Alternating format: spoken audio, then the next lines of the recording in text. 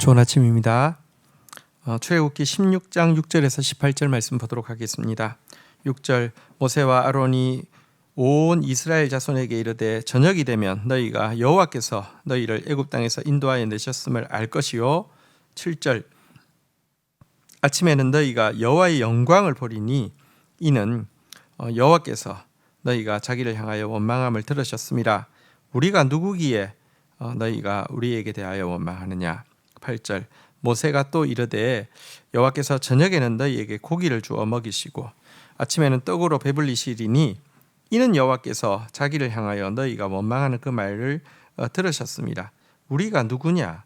너희의 원망은 우리를 향함이 아니요 여호와를 향함이로다. 9절 모세가 또 아론에게 이르되 이스라엘 자손의 온 회중에게 말하기를 여호와께서 가까이 나오라.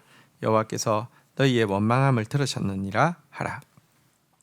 자, 모세는요 원망하는 온 이스라엘을 향해서 선포합니다. 여호와께서 저녁에는 고기를 주어 먹게 하실 것이고 아침에는 떡을 배불리 먹게 하실 것이다. 이렇게 이야기하면서 이 일을 통하여서 애굽에서 건져낸 이는 내가 아니라 여호와라는 사실 너희가 분명히 알게 될 것이고 이 일을 통하여서 여호와의 놀라운 영광을 너희가 분명히 보게 될 것이다. 이렇게 이야기하면서 우리가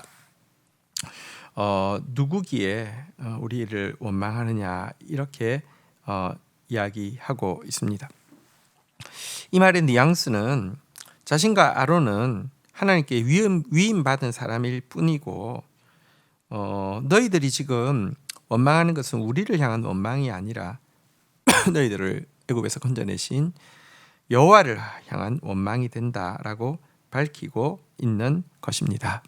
자, 여러분 우리가 이 하나님 앞에 참 너무 쉽게 원망을 터뜨리곤 합니다. 오늘 방금 읽었던 모세가 선포한 내용에도요. 여호와께서 너희 원망을 들으셨다라는 표현이 무려 4번이나 반복되어지고 있습니다. 우리가 상황에서 사람을 향해서 영적 지도자를 위해서 향해서 원망해도요. 사실은 영적 지도자 아무것도 아니거든요. 하나님이 그냥 하라고 해서 하는 위임자일 뿐입니다. 하나님을 향한 원망이 되는 경우가 많죠. 하나님은 우리의 원망의 말을 듣고 계십니다. 우리가 이 사실을 깨닫고요. 하나님 앞에서 좀 더 경건하게, 좀 더 경외함으로, 좀 더 조심해서 우리의 언어 생활을 했으면 좋겠습니다. 우리 입술에 파수꾼을 세워달라고 우리가 날마다 기도해야 할 것입니다. 자, 이렇게 하면서 10절 한번 보도록 하겠습니다. 아론이 이스라엘 자손의 온 회중에게 말하매 그들이 광야를 바라보니 여호와의 영광이 구름 속에서 나타나더라. 11절 여호와께서 모세에게 말씀하여 이르시되 12절 내가 이스라엘 자손의 원망함을 들었노라. 그들에게 말하여 이르기를 너희가 해질 때에 고기를 먹고 아침에는 떡으로 배부르니 내가 여호와 너희 하나님인 줄 알리라 하시니라. 자, 이제 모세가 이렇게 이야기하고 백성들을 여호와 앞에 가까이 나오게 했을 때 여호와의 임재의 상징인 구름 기둥이 이제 그들 가운데서 이렇게 서게 되었습니다. 그리고 그 속에서 하나님의 영광의 임재가 이렇게 나타나게 되었습니다. 그들에게 하나님이 직접 또 말씀하십니다. 내가 이스라엘 자손의 원망함을 들었노라라고 선언하고 계신데요. 여러분 사실 우리가 너무 쉽게 원망하는 이유가 무엇일까요? 하나님의 임재, 하나님의 영광을 망각하기 때문입니다. 근데 사실 여러분 하나님은 지금 구름 기둥 가운데 우리를 이끌어가고 계시고요. 그 가운데 임재해 계신 분이십니다. 하나님의 임재를 민감하게 느끼고 하나님 앞에서 너무 함부로 말하고 행동하는 그런 자 되지 않도록 언제나 여호와의 임재 의식이 충만한 그런 저와 여러분들이 되시기를 축복합니다. 자, 읽도록 하겠습니다. 13절입니다. 저녁에는 메추라기가 와서 진에 덮이고 아침에는 이슬이 진 주위에 있더니 14절 그 이슬이 마른 후에 광야 지면에 작고 둥글며 서리 같은 것이 있는지라 15절 이스라엘 자손이 보고 그것이 무엇인지 알지 못하여 서로 이르되 이것이 무엇이냐 하니 모세가 그들에게 이르되 이는 여호와께서 너희에게 주어 먹게 하신 양식이라. 16절 여호와께서 이같이 명령하시기를 너희 각 사람은 먹을 만큼 이것을 거둘지니 곧 너희 사람 수요대로 한 사람에 한 오멜씩 거두되 각 사람이 그 장막에 있는 자를 위하여 거둘지라 하셨느니라. 17절 이스라엘 자손이 그같이 하였더니 그 거둔 것이 많기도 하고 적기도 하니 18절 오멜로 되어 본즉 많이 거둔 자도 남음이 없고 적게 거둔 자도 부족함이 없이 각 사람이 먹을 만큼 거두었더라.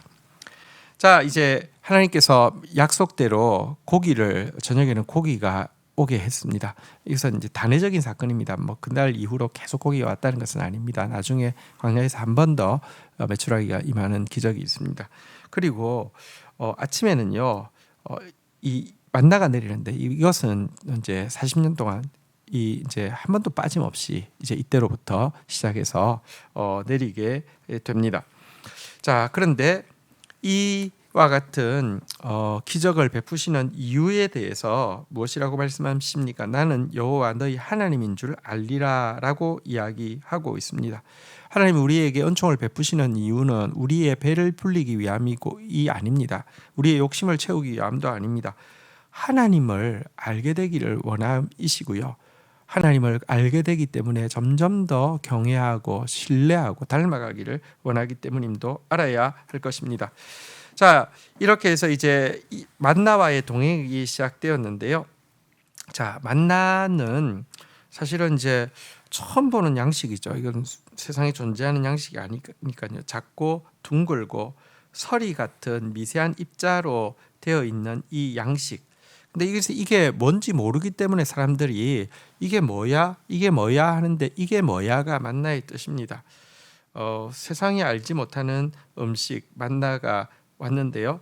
이 만나는 신령한 떡 되시는 예수 그리스도를 상징합니다. 한편 하나님께서는 각 사람이 한 오멜씩 거두라 이렇게 그 명령을 했습니다. 예를 들면 이제 몸이 불편해서 못 나오는 사람이 있으면 그 사람 목까지 이렇게 이제 어쨌든 한 오멜씩 거두라고 말씀을 했는데요. 당시 뭐 저울이 있는 것도 아니고 해서 눈대중으로 대충 내 오늘 먹을 만큼 거두면 많이 거둔 자도 또 적게 거둔 자도 남음이 없고 부족함이 없게 재어 보니까 한 오멜이 되게 하셨다 이렇게 기록이 되어 있는데요. 이것은 하나님께서 각자에게 하루를 살아가는데 필요한 충분한 은혜를 부족하지 않게 과하지 않게 주신다는 의미가 있고요. 후일에 바울은 이 기사를 인용하면서 성도들이 구제에 힘써야 된다. 왜냐하고 하면 구제해도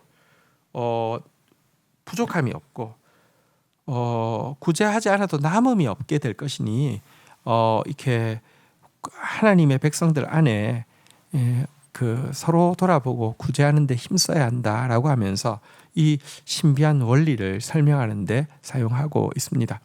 하나님은요 우리한테 딱 필요한 하루의 은혜만큼을 주십니다. 넘치게도 주지 않고 부족하게도 주지 않습니다. 그러니까 막 욕심낼 필요도 없고요. 또 원망할 필요도 없습니다. 그리고 내게 주신 것 가지고 흘려보내면 또 내 것은 내 것대로 채워집니다. 이 영적 비밀을 알고 누리는 저와 여러분들이 되기를 주의 이름으로 축복합니다. 주신 말씀 붙잡고 기도하며 나가도록 하겠습니다.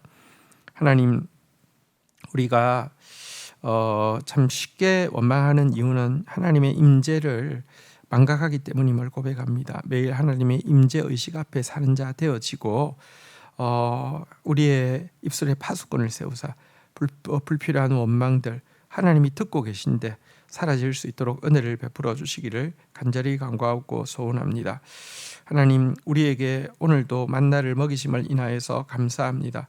매일 우리의 일용할 양식을 먹이시는 하나님을 통하여서 하나님을 더 깊이 알아가는 자 되어질 수 있도록 인도하여 주시며 세상이 알지 못하고 우리 조상들이 알지 못하는 만나를 통하여서 매일매일 참 말씀으로 사는 원리를 배워가는 자 되어질 수 있도록 도와주시옵소서.